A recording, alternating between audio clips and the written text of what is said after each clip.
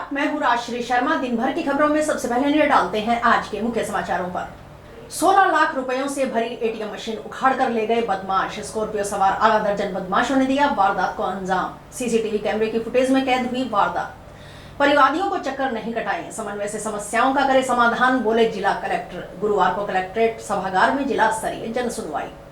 बकाया कमीशन का भुगतान न होने पर आंदोलन की चेतावनी। राशन विक्रेताओं ने जिला कलेक्टर को सौंपा ज्ञापन।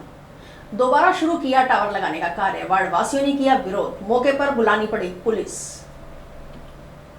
और अब समाचार विस्तार से। खबर हनुमानगढ़ के रावतसर से है, जहां बीती रात स्कॉर्पियो में सवार होकर आए करीब आधा दर्जन बदमाश रावतसर में पल्लू रोड स्थित केनरा बैंक की एटीएम मशीन उखाड़ कर ले गए। बुधवार रात करीब 2:30 बजे हुई पूरी वारदात सीसीटीवी कैमरे की फुटेज में कैद हो गई। पुलिस सीसीटीवी कैमरे के आधार पर स्कॉर्पियो गाड़ी और बदमाशों की तलाश में जुटी हुई है। आपको दिखाते हैं घटनाक्रम का सीसीटीवी फुटेज। एसपी के निर्देश पर थाना स्तर पर 3 अलग-अलग टीमों का गठन किया गया है और वारदात का पता लगाने के लिए नाकाबंदी करवाई गई है। रावतसर पुलिस थाना प्रभारी वेदपाल शौरान ने बताया कि गुरुवार सुबह पुलिस को सूचना मिली कि पल्लू रोड स्थित केनरा बैंक की एटीएम मशीन को अज्ञात बदमाश उखाड़ कर ले गए हैं। सूचना के आधार पर मौके पर पहुंचकर वारदात स्थल का निरीक्षण किया गया। बैंक कर्मियों को दूरभाष पर सूचना देकर बैंक खुलवाया गया। बैंक खुलवाने के बाद बैंक में लगे सीसीटीवी कैमरों की फुटेज का निरीक्षण किया तो उसमें एक स्कॉर्पियो गाड़ी नजर आई। इसमें करीबन आधा दर्जन से अधिक बदमाश सवार थे, जो 4 मिनट के अंदर ही एटीएम मशीन को जंजीर के सहारे उखाड़कर उसे गाड़ी में डालकर अपने साथ ले गए। प्रारंभिक जानकारी में सामने आया है कि एटीएम में करीबन 16 लाख रुपए का कैश था। हालांकि पुलिस ने बताया कि बैंक कर्मी अभी अपने तकनीकी सिस्टम और अन्य से एटीएम में कुल कितनी राशि थी उसकी जानकारी देंगे। पुलिस फिलहाल स्कॉर्पियो गाड़ी और बदमाशों की पहचान के प्रयास में जुटी है। मामले की गंभीरता को देखते हुए पुलिस अधीक्षक विकास सांगवान ने जिले भर में नाकाबंदी करवाई और थाना स्तर पर 3 टीमों का गठन किया, जो बदमाशों की तलाश में जुटी हैं। थाना क्षेत्र के अंदर सुबह हमारी टीम को सूचना मिली थी कि एटीएम के साथ छेड़छाड़ हुई है, जिस पर हमारे द्वारा मौका देखा गया। तो मौका देखने पे ये पता चला एटीएम मशीन वहाँ नहीं थी, उसके कुछ टुकड़ा उसका वहाँ पड़ा था और कांच जो थे गेट के वो बिखरे हुए पड़े थे, जिस पर हमारे द्वारा बैंक मैनेजर को मौके पर बुलाया गया, चेक करवाया गया। तो ये चीज़ें सामने आई कि एक स्कॉर्पियो गाड़ी है, ब्लैक स्कॉर्पियो गाड़ी, उसके अंदर कुछ लोग मुंह पे ढाटा बांधे हुए उन जो कि जवान लड़के हैं उनके द्वारा सांकल लगाकर एटीएम को खींचकर गाड़ी में डालकर वो चोरी करके ले गए। अब हमारे द्वारा इसमें अलग अलग टीमें बनाकर हम इसको पूरा चेक कर रहे हैं। मुख्यमंत्री भजनलाल शर्मा और मुख्य सचिव आमजन की परिवेदनाओं के त्वरित समाधान के लिए संवेदनशील है। इसीलिए समयबद्ध निस्तारण के लिए फील्ड में जाकर परिवादियों से संवाद करें, वास्तविक स्थिति की जानकारी लेकर ही प्रकरणों का समाधान किया जाए। इन कार्यों में लापरवाही आप पर भारी पड़ सकती है, यह कहना है जिला कलेक्टर कानाराम का। कलेक्ट्रेट सभागार में जिला स्तरीय सुनवाई करते हुए परिवादियों की समस्याएं सुनी गई। उन्होंने विभागीय अधिकारियों को स्पष्ट कहा कि यदि आमजन को चक्कर काटने पर मजबूर करेंगे तो आप पर सख्त कार्रवाई होगी। जिला कलेक्टर ने परिवादियों से कहा कि अभी तक अधिकारी आपको चक्कर काटा रहे थे, अब ये आपके पास आकर समस्याओं का समाधान करेंगे। उन्होंने कहा कि परिवेदनाएं एक दूसरे को भेजने के बजाय समन्वय कर स्वयं के स्तर पर निस्तारित करें। अपनी कार्यशैली में बदलाव कर क्वालिटी ऑफ डिस्पोजल बढ़ाएं। परिवेदनाओं पर विस्तृत जवाब दें ताकि परिवादी संतुष्ट हो सके। जिला कलेक्टर ने शिक्षा, पशुपालन, सिंचाई विभाग, नगर परिषद के अधिक मामले प्राप्त होने पर नाराजगी जताई। कार्यों में लापरवाही पर नोटिस जारी करने के निर्देश दिए। उन्होंने नगर परिषद आयुक्त से कहा कि जिन उद्देश्यों से समाज उपयोगी भवनों का निर्माण हुआ है, उनमें उसी अनुसार ही कार्यक्रमों का संचालन कराना सुनिश्चित करें। मौके पर जाएं, आसपास के लोगों से बातचीत कर नियमानुसार कार्रवाई करें। कलेक्टर कानाराम ने जिले में नियमों की अवहेलना करने वाले ईंट भट्टों पर कार्रवाई, महात्मा गांधी नरेगा में समय पर मस्टररोल जारी कराने के निर्देश दिए। उन्होंने कहा कि उपखंड, ग्राम पंचायत स्तरीय जन सुनवाई और रात्रि चौपाल में आए प्रकरणों को पोर्टल पर अपलोड करते हुए समाधान करें। जन सुनवाई में अतिरिक्त जिला कलेक्टर उमेदी लाल मीणा, अतिरिक्त पुलिस अधीक्षक प्यारेलाल मीणा, उपखंड अधिकारी डॉक्टर दिव्या सहित जिला स्तरीय अधिकारी उपस्थित। राशन विक्रेता को प्रति माह 30,000 रुपए मासिक मानदेय व बकाया कमीशन का भुगतान करवाने की मांग के संबंध में राशन विक्रेताओं ने गुरुवार को जिला कलेक्टर को ज्ञापन सौंपा।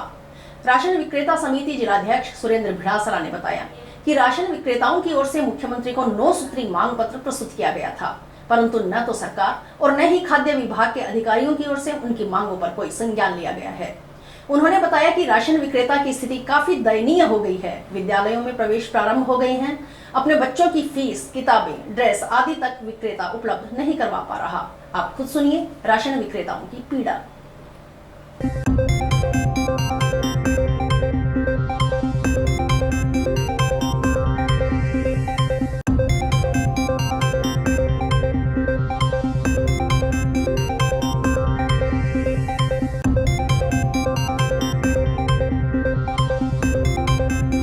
आज राशन विक्रेता संघ हनुमानगढ़ माननीय जिला कलेक्टर महोदय को ज्ञापन दिया है 9 सूत्री मांगों को लेकर। सर्वप्रथम हमारा 30,000 रुपए का मानदेय प्रत्येक राशन डीलर का होना चाहिए और हमारे राशन विक्रेता संघ पूरे राजस्थान के अंदर 8-9 महीने से लगातार जो कमीशन दिया जा रहा था वो कमीशन अभी तक नहीं आ रहा है। माननीय जिला कलेक्टर के मार्फत मुख्यमंत्री को ज्ञापन दिया गया है कि हमारे जो भी केवाईसी राशन डिपो पर करवाई जा रही है उनका कमीशन भी दिया जाए। फूड किट बंटवाई थी आज से 3-4 महीने पहले, उनका कमीशन भी बकाया चल रहा है। हमारे जितने भी राशन विक्रेता है सब राशन विक्रेता को भूखमरी का माहौल पैदा हो रहा है। मानगढ़ जिले के अंदर राशन डीलरों का जो कमीशन काफी टाइम से रुका हुआ है, यहाँ कई बार यहाँ ज्ञापन दे दिया, इसके बावजूद हमारी कोई सुनवाई नहीं हो रही है। हर बार यहाँ सभी राशन डीलर अपना काम धंधा छोड़ के आते हैं और यहाँ गर्मी के अंदर परेशान होते हैं और हमारी कोई किसी प्रकार की सुनवाई नहीं है। टाउन के वार्ड 36 में मोबाइल कंपनी का टावर लगाने का कार्य गुरुवार को दोबारा शुरू होने पर वार्ड वासियों ने फिर से विरोध किया। विवाद बढ़ने की आशंका के चलते मौके पर पुलिस बुलानी पड़ी। पुलिस ने विरोध कर रहे लोगों को हल्का बल प्रयोग कर मौके से हटाया। इसके बाद कंपनी की ओर से पुलिस कर्मियों की मौजूदगी में टावर लगाने का कार्य शुरू किया गया। विरोध जता रहे वार्ड वासियों ने बताया कि उन्होंने मोबाइल कंपनी एयरटेल का टावर लगाने का कार्य पिछले दिनों विरोध कर रुकवा दिया था।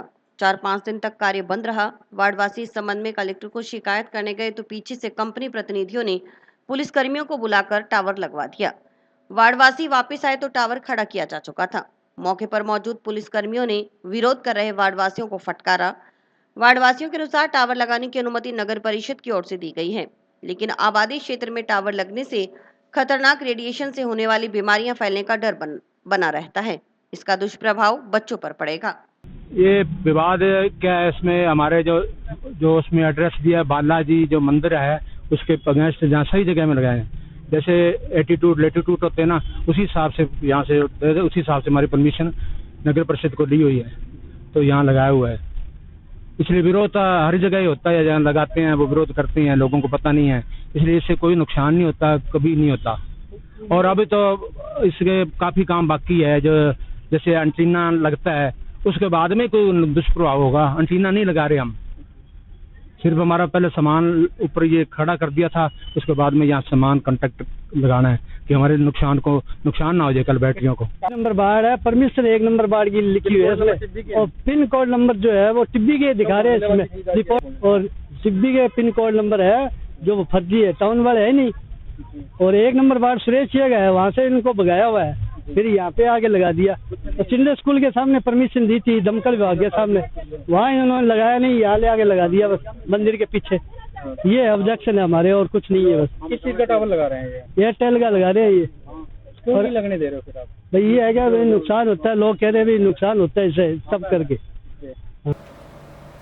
प्रधानमंत्री आवास योजना के तहत किश्त का भुगतान न किए जाने से नाराज जंक्शन के वार्ड 55 व 58 सुरेशिया के बाशिंदों ने गुरुवार को पूर्व पार्षद हाकम सिंह के नेतृत्व में जिला कलेक्ट्रेट में विरोध प्रदर्शन किया। विरोध प्रदर्शन के बाद कलेक्टर कानाराम को ज्ञापन सौंपा गया।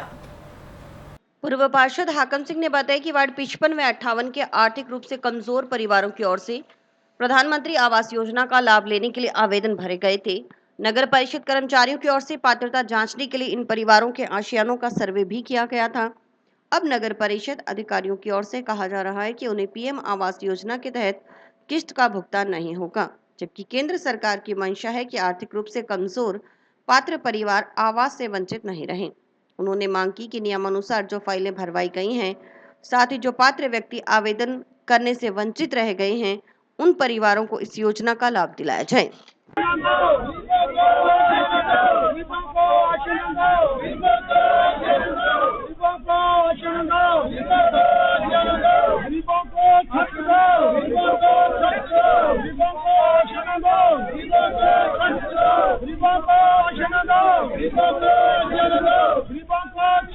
हाकम सिंह, पूर्व पार्षद, वार्ड नंबर 58। वार्ड नंबर 58 और वार्ड नंबर 55 जो कच्ची बस्ती में है और सबसे गरीब तबका जो गरीब परिवार के लोग हैं जो इन्हीं वार्डों में निवास कर रहे हैं। प्रधानमंत्री आवास योजना की मंशा है कि घर घर जाके ये योजना पहुंचाओ और इन योजना का ज़्यादा लाभ लो।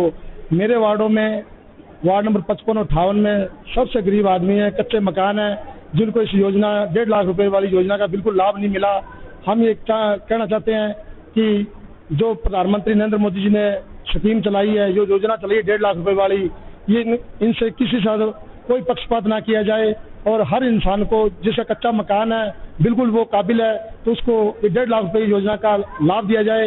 इसमें नगर परिषद अपनी मनमानी कर रही है। हमारे पूरे वार्डों में सर्वे करके देख लो, इन्होंने जिनके पक्के मकान थे उनको लोन दिया है, लेकिन जो कच्चे मकान है गरीब है उनको लोन नहीं दिया इन्होंने। लोन चाहिए हमारे को, गरीब आदमी है बहुत ज्यादा, बार बार अंतो विनती कर रहे हैं, वहाँ कोई सुनाई नहीं कर रहा हमारी। किसी के पास जाते हैं तो वहाँ जाओ, कभी नगर पालिका जाते हैं तो आएंगे जब बताएंगे। गरीब आदमी इतने पैसे कहाँ से लाएं? हर टाइम जामा जो दिखा 500 रुपया काट के दो, अब कठू ले 500 रुपया, गरीब आदमी है जी। गई दिहाड़ी मजूरी को 200-300 रुपया करा, बेबाना पकड़ाई वहाँ मुँह कान देखता रहा।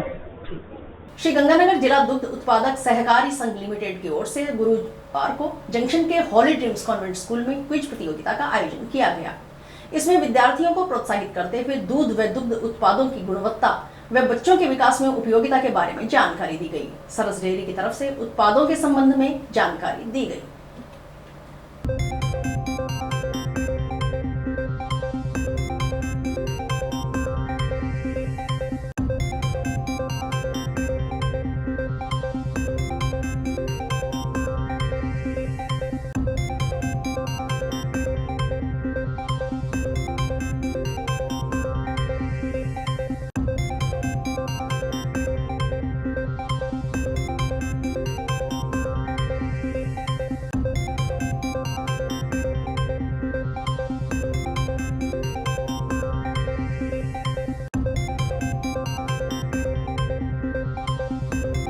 ये सोशल ड्यूटी बनती है कि आप बच्चों को हम लोग थोड़ा समय दे सकें ताकि आप अपने स्वास्थ्य के प्रति भी जागरूक रहें और आपको क्या पढ़ना है, किस तरह से स्टडीज करनी है, उसमें भी हम लोग जो जितना ज्ञान रखते हैं वो आपको बता सकें। अभी तो आपके लिए sky is the limit, you have very good opportunity to succeed in life. अगर आप एफर्ट्स अच्छे डालेंगे तो you can improve every post every in the world. आपके लिए बहुत अपॉर्चुनिटीज है और आपके टाइम में तो इतनी अपॉर्चुनिटीज हो जाएगी कि आप लोग अगर सही रास्ता पकड़ते हैं तो आपके लिए ये बहुत ही अच्छी दुनिया रहेगी। और मैं चाहता हूँ कि आप लोग जो है बहुत अच्छे से हेल्थ में ध्यान रखें और हमारी डेयरी में एक बार विजिट करें, हमारा प्लांट देखें, किस तरह से सर्स के प्रोडक्ट्स बनते हैं। हम लोग कितना हाइजीनिक तरीके से आपके लिए ये जो है प्रोडक्ट्स तैयार करते हैं और आप ये डेली यूज होने वाले आइटम है। जो मिल्क और मिल्क प्रोडक्ट है हर घर में हर मेंबर के लिए सुबह शाम काम में आने वाली चीज है। सबको नमस्कार, मैं self RD. Juneja Holi dreams convent school से बोल रहा हूँ और आज हमारे स्कूल के अंदर सर्स डेयरी की तरफ से क्विज का प्रोग्राम रखा गया। बच्चों को एजुकेट किया गया, सर्स के प्रोडक्ट और वैरायटी के बारे में बताया गया, क्वालिटी के बारे में बताया गया। और दूसरी बात है कि जो सर्स की टीम आई हुई है उन लोगों ने हमारे को गाइड किया कि आप सर्स विजिट भी करवाइए ताकि बच्चों में अवेयरनेस हो, पब्लिक को पता लगे कि यहाँ एक बड़ा प्रोजेक्ट चल रहा है और सर्स की क्वालिटी, दूध के बारे में, छाछ के बारे में, डेयरी पनीर के बारे में, घी के बारे में, सब प्रोडक्ट की जानकारी यहाँ पे दी गई। जंक्शन के सुरेशिया इलाके की रहने वाली एक महिला ने अज्ञात व्यक्ति पर सोशल मीडिया पर इंस्टाग्राम पर उसकी व परिवार की अन्य महिला सदस्यों की फोटो अपलोड कर अपशब्द एवं गालियां लिखकर छवि धूमिल करने का आरोप लगाया है। गुरुवार को पीड़ित महिला ने एसपी से अज्ञात शख्स का पता लगाकर कानूनी कार्रवाई करने की मांग की।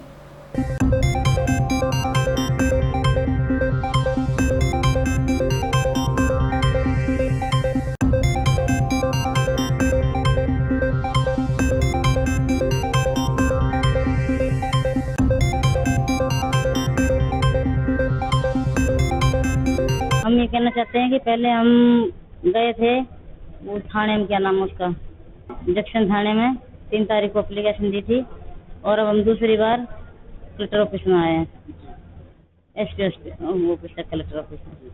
क्या हुआ है? ये कोई बंदा ऐसा है जो हमारी वीडियो गंदी गंदी लिख के पूरे परिवार की छोड़ रहा है। मनरेगा मजदूरों व मेटों की बकाया मजदूरी का भुगतान करने व मनरेगा समय में परिवर्तन की मांग को लेकर ग्राम पंचायत 2 KNJ के मनरेगा मजदूर जिला परिषद कार्यालय पहुंचे और विरोध प्रदर्शन कर ज्ञापन सौंपा। मनरेगा मजदूरों का कहना है कि मनरेगा स्थल पर छाया पानी की कोई व्यवस्था नहीं है। दोपहर 2 बजे तक का समय है जिसमें काम करना मुश्किल हो जाता है। ऐसे में मनरेगा मजदूर बीमार पड़ रहे हैं। उन्होंने समय पर मजदूरी भुगतान के साथ साथ गर्मी को देखते हुए समय परिवर्तन की मांग की।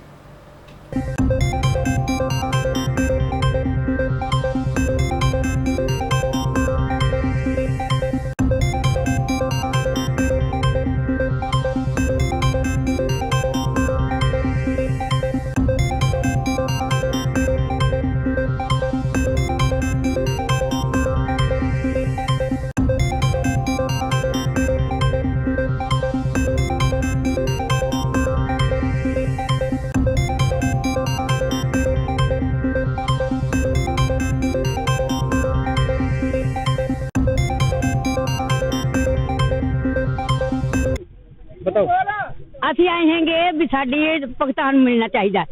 ਚੌਥਾ ਹਫਤਾ ਲੱਗਿਆ ਗਿਆ, ਠੀਕ ਹੈ। ਮੁੜ ਕੇ ਸਾਨੂੰ ਵੀ ਆ ਗਰਮੀ ਹੈ, ਸਾਥੋਂ ਬਾਹਰ ਚਿਰ ਬੈਠਾ ਨਹੀਂ ਜਾਂਦਾ। 2 ਵਜੇ ਦਾ ਟਾਈਮ ਦਿੱਤਾ ਉਹਨਾਂ ਨੇ, ਹੈ ਨਾ ਕੋਈ ਸਾਨੂੰ ਕੋਈ ਦਰਖਤ ਥੱਲੇ ਬੈਠਣ ਦਿੰਦਾ, ਨਾ ਕੋਈ ਸਾਨੂੰ ਆਖਦੇ ਵੀ ਇੱਥੇ ਟੱਪੇ ਸਾਡੇ ਨਿਚਕਾਨ ਕਰ ਦੇंगे। ਆਹੀ ਸਾਡੀ ਸਮੱਸਿਆ ਹੈਗੀ। आज ग्राम पंचायत 2 KNJ के मनरेगा श्रमिक अपनी समस्याओं को लेकर जिला परिषद कार्यालय आए हैं। सीओ साहब तो है नहीं और हमने यहाँ ज्ञापन सौंपा है। उसमें मुख्य 2-3 मांग हमारी है। एक तो क्या है कि 1 फरवरी से 16 फरवरी तक का जो पखवाड़ा था उसका अभी बकाया जो पैसा है वो इनके खाते में नहीं आया और 4 पखवाड़े अब चल रहे हैं। और सबसे बड़ी बात यह है कि ये जो मनरेगा श्रमिक है निहायत ही गरीब परिवार से हैं और बुजुर्ग लोग हैं जिनके पास कमाई का कोई संसाधन नहीं है और इस मनरेगा की मजदूरी से उनका जो आपका खर्चा है वो चलता है। इसलिए हमारा एक तो ये निवेदन है कि तुरंत प्रभाव से वो जो उनका बकाया पैसा है वो हर हफ्ते के हफ्ते काम के दौरान डाला जाए। दूसरा सबसे बड़ा सवाल ये है कि आप देखिए इस दौर में एसी फेल हो रहे हैं, भयंकर उमस का दौर और गर्मी चल रही है और अभी इन्होंने आदेश पारित किया है कि 2 बजे तक मनरेगा श्रमिक काम करेंगे। हमारा निवेदन है कि अभी जिला कलेक्टर ने, राजस्थान सरकार ने एक आदेश पास किया कि 11 बजे से लेकर 3 बजे तक जो पशु हैं, खच्चर रेडा वाले हैं, ऊंट गाड़े वाले हैं, वो उनसे काम नहीं ले सकते इतनी गर्मी में। तो कम से कम इन महिलाओं की तरफ तो सरकार को निगाह रखनी चाहिए कि ये महिला श्रमिक हैं, ये इतनी गर्मी में वहाँ कैसे काम करेंगे। और सबसे बड़ी बात है इन मनरेगा का पेमेंट 19/2 से 28/2 तक का पेंडिंग है 2023 का। ये पेमेंट पीछे कोई PMS सॉफ्टवेयर में ही कुछ कमियां हैं, इस कारण से नहीं हो रहा। ये ऑल ओवर डिस्ट्रिक्ट का 3 करोड़ 97 लाख रुपए पेंडिंग अभी भी है। इसका रोज रिमाइंडर गवर्नमेंट को भेजा जा रहा है, परंतु ये सेंट्रल गवर्नमेंट से लिंक्ड है। जब भी PMS का सोल्यूशन हो जाएगा सॉफ्टवेयर में तो इसका उनका भुगतान डायरेक्ट श्रमिकों के खाते में आ जाएगा।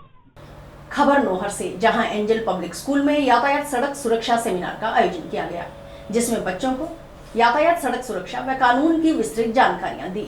उन्होंने बच्चों से बालिग होने से पूर्व वाहन का प्रयोग न करने तथा सड़क पर चलते समय यातायात नियमों का पालन करने की अपील की। बच्चों को प्रश्नोत्तरी के माध्यम से जागरूक करने का प्रयास किया।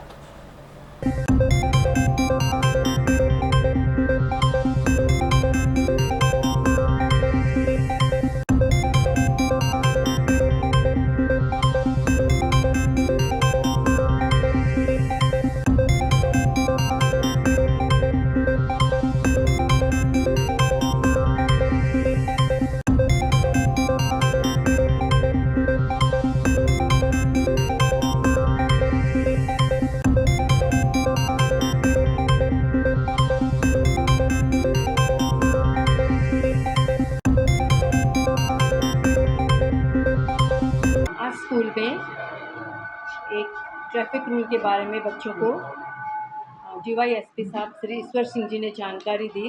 उनके साथ यातायात प्रभारी भी आए थे। जब उन्होंने बच्चों को बहुत ही अच्छी ट्रैफिक रूल्स के बारे में जानकारी दी, उन्होंने हेलमेट के बारे में, RC के बारे में और इंश्योरेंस के बारे में बच्चों को बताया। उसके साथ साथ और भी बहुत सारी जानकारी उन्होंने बच्चों को दी। बच्चों ने भी काफ़ी अच्छे सवाल उनसे किए और उन्होंने सभी बच्चों को उनके सवालों के हिसाब से संतुष्ट किया। ऐसी सेमिनार जो है स्कूल में होते रहने चाहिए, जिनसे बच्चों को ट्रैफिक रूल्स के बारे में बहुत ही जानकारी मिलती है। नोहर में पर्यावरण संरक्षण के उद्देश्य के साथ पौधारोपण का सिलसिला जारी है। विभिन्न संस्थाओं एवं संगठनों की ओर से पौधारोपण किया जा रहा है। इसी कड़ी में श्री गौशाला की ओर से संचालित नंदीशाला में भी पौधारोपण किया गया। इस दौरान उन्होंने बताया कि यहाँ करीब 200 पौधे लगाए जाएंगे और पौधों की नियमित संभाल के लिए कर्मचारी नियुक्त किए गए हैं।